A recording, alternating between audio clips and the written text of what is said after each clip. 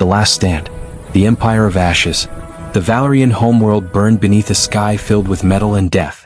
Commander Zektar stood on the bridge of his flagship, the Endless Hunger, watching another civilization fall before the might of the Kaerthax Empire. His scaled hands gripped the command rail as he observed the surface below turning from blue and green to black and gray. The Valorians had been a proud species. For 12,000 years they had built towers that reached toward the stars. They had written poetry that moved souls across 100 worlds. They had discovered cures for diseases that plagued entire star systems. Now they were nothing but screams and smoke. Zektar felt no remorse. The Kaerthax had evolved beyond such weakness. They were conquerors, pure and simple. The galaxy existed to feed their expansion, and every species they encountered served only one purpose: to submit or to die. "Commander," his tactical officer called out. "The planetary shields have collapsed. Ground forces report complete control of the northern continent." "Excellent. Begin harvesting operations immediately. Strip everything of value. Technology, resources, genetic material. Leave nothing behind." The officer hesitated. "Sir, there are still approximately 2 billion Valorians alive in the southern hemisphere. They have retreated to underground bunkers." Zektar's eyes narrowed. "Then flood the bunkers. Use the chemical weapons. I want this world cleansed within 3 cycles." "Understood, Commander." A galaxy on its knees. The Valerian extinction was merely the latest in a long chain of conquest. For 500 years, the Kaerthax Empire had swept across the galaxy like a plague. They had destroyed the Menati Federation, enslaved the Karux Collective, and scattered the once mighty Theran Alliance to the stellar winds. The Galactic Assembly, which had once united thousands of civilizations, now existed only as a shadow government.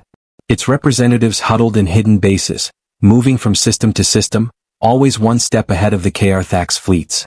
They sent messages of hope to the surviving worlds, but everyone knew the truth. Hope was dead. The Kaerthax could not be stopped. Supreme Leader Malketh ruled the Kaerthax Empire from his throne world of Karnax. He was ancient even by his species standards, having lived for over 3 centuries. His body was covered in battle scars, each one representing a world conquered, a species destroyed. He wore them with pride. "Bring me the status report," Malketh commanded, his voice echoing through the great hall where 1,000 lesser commanders bowed before him. A nervous officer approached, carrying a holographic display. "Supreme Leader, our forces now control 73% of known inhabited space. The remaining civilizations are scattered, weak, and divided. Projections indicate complete galactic dominance within 20 standard years." Malketh leaned forward on his throne. 20 years? That is too long. I want the galaxy conquered in 10. Double our shipbuilding efforts. Triple our recruitment drives. The weak will serve us or feed us. There is no third option. "As you command, Supreme Leader." The signal from nowhere. It was during the celebration of the Valerian conquest that the first anomaly appeared. Deep space monitoring stations detected something impossible. A signal, faint but unmistakable, coming from a region of space known as the Dead Zone. The Dead Zone was a vast expanse where nothing lived and nothing could live. Ancient supernovas had filled that region with radiation so intense that any ship entering would be destroyed within hours. No civilization had ever crossed it. No civilization had ever tried. Yet the signal persisted. "What is this nonsense?" Zektar demanded, staring at the readings. "Our sensors must be malfunctioning." "No, Commander," his science officer replied. "I have checked and rechecked. There is definitely something out there. Something is moving through the Dead Zone. That is impossible. Nothing can survive those radiation levels. Nevertheless, it is there. And Commander, it is heading directly toward our territory."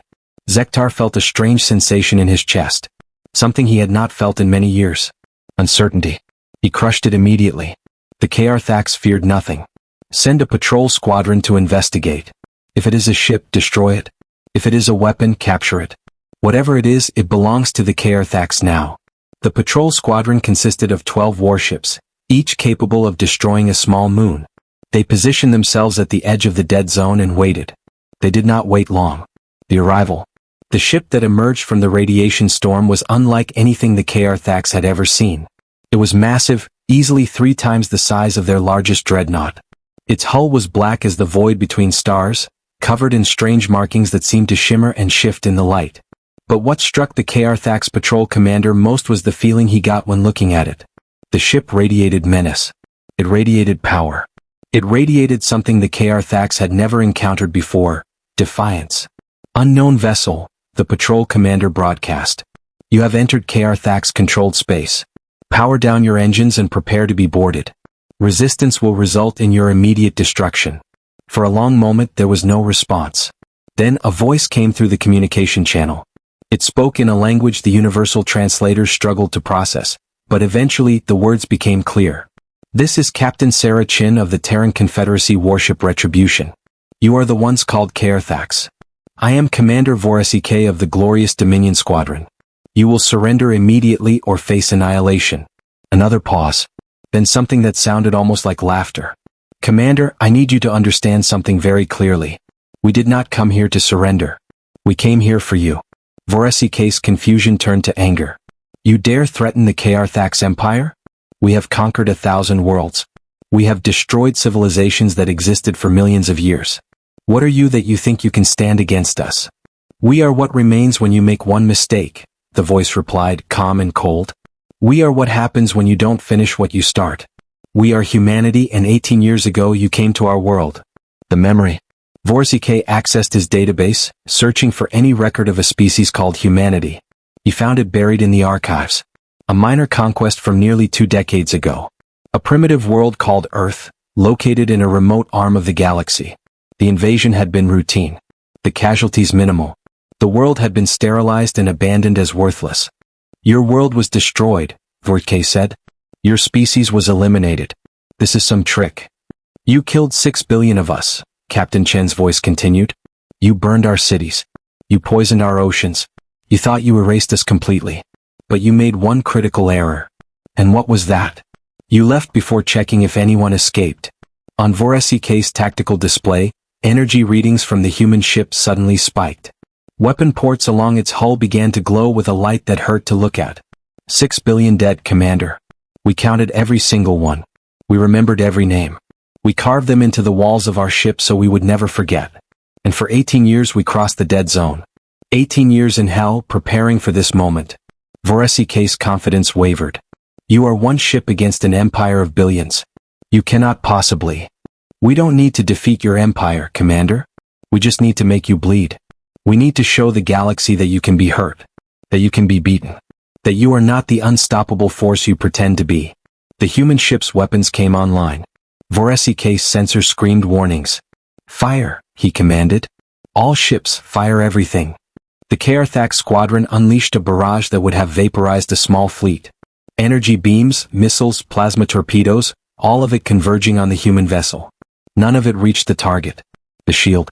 A barrier of pure energy surrounded the Retribution, shimmering like liquid light. The Karthax weapons struck it and simply vanished, absorbed into something the patrol ship sensors could not identify or understand. Impossible, Warship whispered. You keep using that word, Captain Chin said. Let me teach you a new one, consequence. The Retribution fired. What emerged from its weapons was not energy beams or missiles. It was something else entirely. Streams of what looked like crystallized lightning crossed the distance between ships in microseconds. When they hit the first Karthax vessel, it did not explode. It simply ceased to exist. One moment it was there, the next moment there was only empty space. Warship watched in horror as ship after ship vanished under the human weapons. His squadron, which had destroyed planets, which had never known defeat, was being erased like chalk marks in the rain. Retreat, he screamed. All ships retreat too. His command was cut short as the Retribution's weapons found his flagship. In his last moment Warship understood something terrible. The humans had not crossed the dead zone simply to survive. They had crossed it to evolve. To become something new. Something dangerous. The message. News of the patrol squadron's destruction reached Supreme Leader Malketh within hours. He listened to the report in silence, his ancient eyes showing no emotion. One ship destroyed 12 of ours, he finally said. Yes, Supreme Leader. The survivors report weapons and defenses beyond our current understanding. They also transmitted a message before jumping away. Play it. The holographic display activated, showing a human woman in a dark uniform. Her face was lean and hard, her eyes burning with an intensity that made even Malketh pause. People of the galaxy, Captain Chen's message began. I am Sarah Chin of humanity. 18 years ago, the Karthax came to our world and tried to erase us. They failed. We survived. We adapted. We built ourselves into something they never expected. She leaned forward, her gaze seeming to pierce through the display. To the Galactic Assembly and all free peoples, we are coming to help you. We have crossed the impossible to reach you, and we will not stop until every world the Karthax have stolen is free again. Her expression hardened. And to the Karthax Empire, you wanted to teach the galaxy that resistance is futile. Let us teach you a different lesson. Let us show you what happens when you awaken something that refuses to die. You hunted us. You burned us. You thought you ended us. Now we hunt you. The message ended. Malketh sat in silence for a long moment. Then he began to laugh. It was a sound without humor, filled only with anticipation. Finally, he said. Finally, something interesting. Mobilize the second fleet. I want this human ship found and destroyed. Show them what it truly means to face the Karthax Empire. But deep in his ancient heart, Malketh felt something he had not felt in centuries. Something that excited and terrified him in equal measure. He felt challenged. Across the galaxy, in hidden refugee stations and scattered colony ships, the Galactic Assembly received humanity's message. For the first time in generations, they felt something they had almost forgotten. They felt hope. Humanity's answer. The Second Fleet. Commander Zektar stood before Supreme Leader Malketh, his body rigid with military discipline. Around them, the war room of Karnax buzzed with activity as hundreds of officers coordinated the largest military mobilization in recent Karthax history. The Second Fleet is ready, Supreme Leader, Zektar reported. 500 warships, including 20 dreadnoughts. The humans cannot possibly stand against such force. Malketh studied the tactical displays showing the fleet's position. Do not underestimate them, Commander. They crossed the dead zone. They destroyed a patrol squadron without suffering any damage. These are not the primitives we encountered 18 years ago. With respect, Supreme Leader, they are still just one ship. One ship against 500. The mathematics are simple. Mathematics? Malketh mused. Yes, on paper victory should be ours. But there is something about these humans that troubles me. They speak of revenge as if it were a tangible force. They crossed an impossible barrier driven by nothing but hatred and determination. Such creatures are unpredictable. Zektar's scales rippled with confidence. Then we will crush them and prove that determination means nothing against superior firepower. The Karthax are the apex of evolution. We bow to no one. Go then. Find this human ship. Destroy it. But Zektar, if you encounter something unexpected, do not hesitate to call for reinforcements. Pride has ended many warriors. Understood, Supreme Leader. The trap. 3 days later, the Second Fleet detected the retribution near the Helix Nebula, a dense cloud of gas and stellar debris. The human ship was alone, apparently conducting repairs after its previous engagement. Perfect, Zektar said, studying the tactical display. They are vulnerable. All ships, assume attack formation Delta 7. We will surround them and destroy them from all angles simultaneously. His tactical officer hesitated. Commander, should we not be cautious? This seems too convenient. Convenient? The humans are damaged and alone. This is opportunity, not coincidence. Execute my orders. The Karthax fleet spread out, forming a sphere around the Retribution's position. 500 warships, their weapons charged and ready, closed in like a tightening fist. Zektar opened a communication channel. Human vessel, this is Commander Zektar of the glorious Second Fleet. You are surrounded and outmatched. Surrender now and your death will be quick. Captain Chen's face appeared on the main screen. She looked tired but unbowed. Behind her, the bridge of the Retribution showed visible damage. Commander Zektar, she said. I need to ask you something. Do you know why we stopped here in this specific location? Because your ship is damaged and you had no choice. She smiled. It was not a pleasant expression. Wrong. We stopped here because we wanted you to find us. We wanted you to bring your fleet. We wanted you to think you had us trapped. Alarm bells suddenly rang across Zektar's bridge. His sensors officer shouted in panic. Commander. Energy signatures. Hundreds of them. All around us. The nebula itself seemed to come alive. What Zektar had thought was stellar debris began to move. Ships emerged from the gas clouds, dozens of them, each bearing the same dark hull as the Retribution. What is this? Zektar demanded. You said there was only one ship. Captain Chen's smile widened. There was only one ship when we arrived in your territory. But we've been here for 3 days, Commander. That was plenty of time for the rest of our fleet to cross the dead zone. Plenty of time to set up our welcome party. The fleet revealed. 47 ships surrounded the Karthax fleet. They were smaller than the Retribution but built with the same impossible technology. Each one bristled with weapons that made Zektar's sensors scream warnings. Fire, he commanded. All ships, fire at will. The Karthax fleet unleashed a storm of destruction. Energy beams crossed the darkness. Missiles filled the space between fleets. It was enough firepower to sterilize a dozen worlds. The human ships activated their shields. That same impossible barrier of crystallized energy appeared around each vessel, absorbing the Karthax weapons like water into sand. Then the humans returned fire. What followed was not a battle. It was a demonstration. The human weapons, whatever technology they had developed during their 18 years in hell, tore through Karthax shields as if they were made of paper. Ships that had conquered civilizations exploded under the assault. Dreadnoughts that had leveled planets were cut in half by beams of concentrated energy. Zektar watched his fleet die. He watched his warriors, the finest the Karthax Empire could produce, fall before an enemy they could not understand and could not defeat. Withdraw, he commanded. All ships, emergency jump. Get us out of here. But the humans had planned for that too. Some kind of field surrounded the battlefield, preventing faster-than-light travel. The Karthax fleet was trapped, forced to fight an enemy that outclassed them in every possible way. The revelation. In the midst of the chaos, Captain Chen's voice cut through the communication channels, broadcasting to every Karthax ship simultaneously. You're wondering how this is possible, she said. You're wondering how a species you destroyed could return stronger than before. Let me explain. On every Karthax view screen images appeared. Footage from Earth during the invasion. Cities burning. People dying. Children screaming for parents who would never come. When you came to Earth you taught us a lesson. You taught us that the galaxy was not a place of peace and cooperation. You taught us that strength was the only thing that mattered. You taught us to be like you. More images. The Retribution crossing the dead zone. Human scientists working in cramped laboratories. Engineers building weapons in the harsh radiation of that deadly expanse. But you made one mistake. You assumed we would be exactly like you. You assumed we would use our strength only for conquest and destruction. You were wrong. The images changed. Showed the Retribution making contact with refugee fleets. Human engineers helping repair damaged ships. Human doctors treating wounded aliens. We learned to be strong, yes. But we did not forget to be human.